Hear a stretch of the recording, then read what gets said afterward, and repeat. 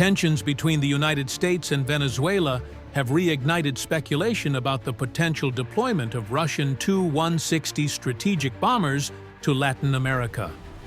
As a longtime partner of Caracas, Moscow is believed to be able to use these long-range aircraft to show political support while strengthening its strategic signal to Washington.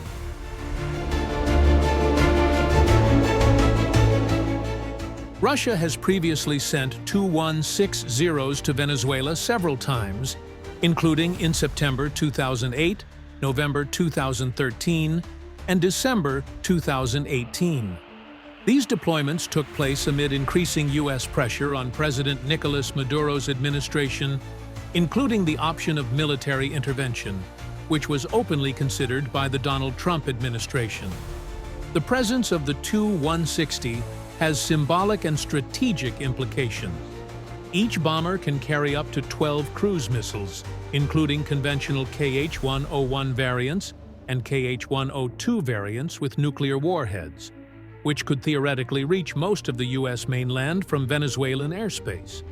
This exposes the vulnerability of the U.S. southern border, which is relatively less protected than other areas. Russia's move also reflects the limitations of its post-Cold War naval fleet. With fewer long-range surface ships, Moscow is increasingly relying on strategic aviation to project global power.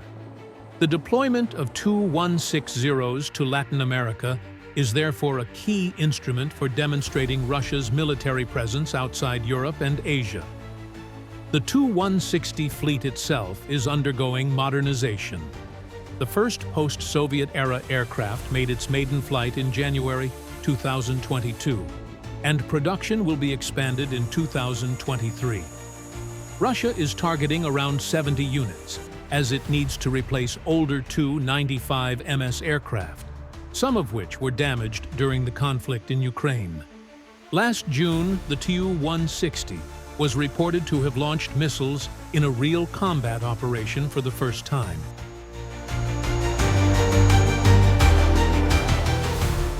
For Venezuela, the presence of Russian strategic bombers serves as a counterbalance to U.S. military pressure, which includes the deployment of warships, F-35A fighter jets to Puerto Rico, and Marines in the Caribbean region.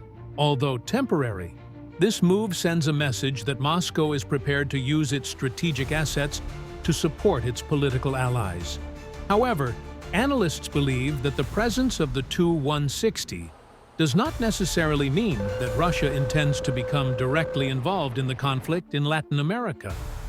Some reports suggest that Moscow may also be considering diplomatic concessions related to the war in Ukraine.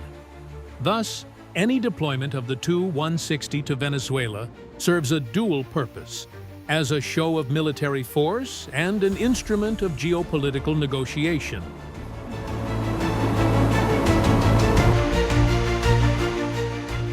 A number of experts believe that the deployment of the Tu-160 to Venezuela also reflects Russia's foreign policy pattern of combining military diplomacy and strategic pressure.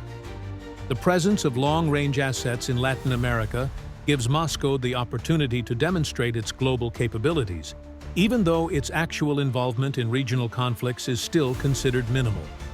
For Washington, the presence of Russian strategic bombers in a region close to its borders forces a review of military calculations.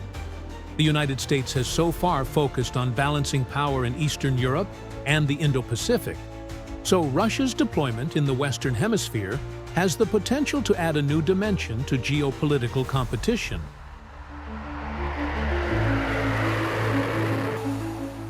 Venezuela, on the other hand, utilizes its partnership with Russia as symbolic assurance for the Maduro regime's survival. Although the Tu-160's military effectiveness in the regional operational context remains limited, its presence strengthens Caracas's bargaining position against Western sanctions and diplomatic isolation. Ultimately, the deployment of the Tu-160 to Venezuela confirms that global conflicts are not only centered in Ukraine or Asia, but can also shift to other regions that have historically received less attention. Russia's decision to use strategic assets in Latin America highlights how competition between major powers is now increasingly transcontinental in nature.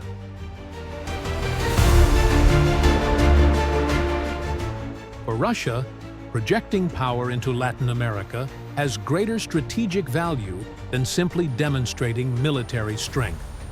This move allows Moscow to expand the scope of its diplomacy, put pressure on the United States in a region that has long been considered its backyard, and remind the world that the Ukraine crisis has global implications.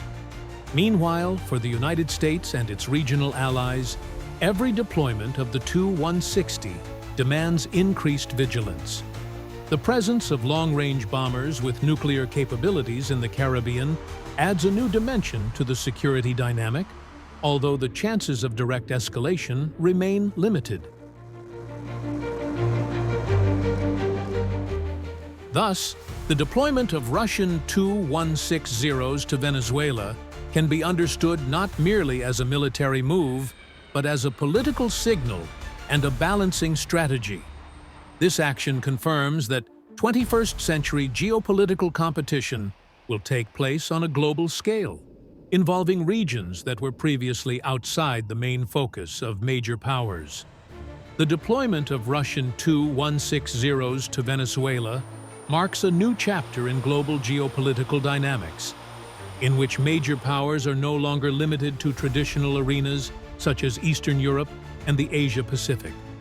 For Moscow, this move is a combination of military force and diplomatic strategy, a message that Russia is capable of challenging the United States even in regions considered vital to Washington's interests.